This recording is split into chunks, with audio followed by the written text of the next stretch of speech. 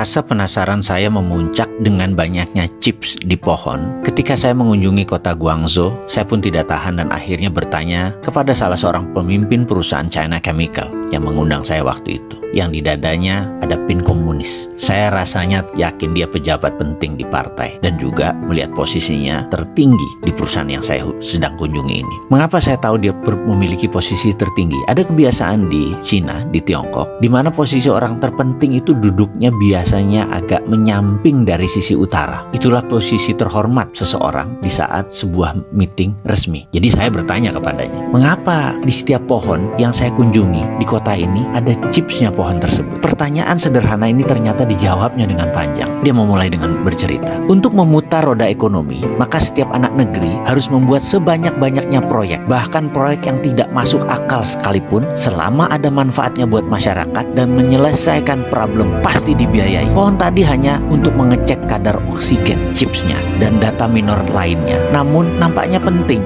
karena itu menumbuhkan faktor ekonomi. Karena itu proyek itu dibiayai oleh negara. Saya pun bertanya, yang maksudnya dibiayai itu apa? Dia melanjutkan menjawab, penciptaan uang di Cina berbasis proyek, dan proyek ini harus berlapis-lapis hingga 10 lapis kalau perlu. Kalau tidak, ekonomi tidak berputar. Kembali saya agak bingung, maksudnya bagaimana? Tolong bisa dijelaskan lebih lanjut. Kita punya istilah sendiri for the sake of discussion, oke? Katanya. Jadi kita tidak menggunakan bahasa yang umum maksud dia. Oke, saya bilang. Dia melanjutkan, kalau negara cetak uang, anggap itu adalah M0. Lalu uang tersebut diberikan kepada bank, jadi M1. Lalu disalurkan kepada pengusaha, jadi M2. Pengusaha tadi membeli tanah, jadi M3. Pemilik tanah tadi yang menerima uang tadi membeli sebuah pabrik, jadi M4. Uang jualan pabrik tadi dibelikan tanah lagi membangun usaha baru, jadi M5. Lalu dia membelikan mobil, lalu terus menjadi M6, M16, bahkan M20. Pokoknya minimum M12 ke atas, itu maksudnya. Lalu selagi dia bicara, kepala saya membayangkan sebuah diskusi beberapa bulan yang lalu dengan pejabat negara yang menyatakan, setelah M1 di Indonesia di bank tersebut disalurkan ke M2, uang tadi oleh M2 dibelikan sebuah tanah menjadi M3.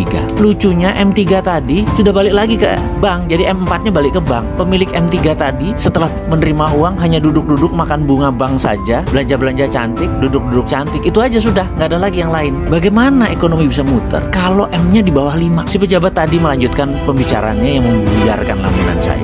Dia melanjutkan, karena itu dalam strategi memprint money, di mana di Cina berbasis proyek, proyeknya harus berlapis-lapis, jangan satu lapis. Juga kita harus membangun budaya berbisnis. Negara harus melonggarkan banyak aturan, namun tetap dikawal ketat uangnya. Saya kembali melamun ke Indonesia. Bagaimana kalau Indonesia membuat grand plan strategi nasional ini, melibatkan proyek berlapis-lapis lebih dari 10? Kayaknya sudah boleh print money.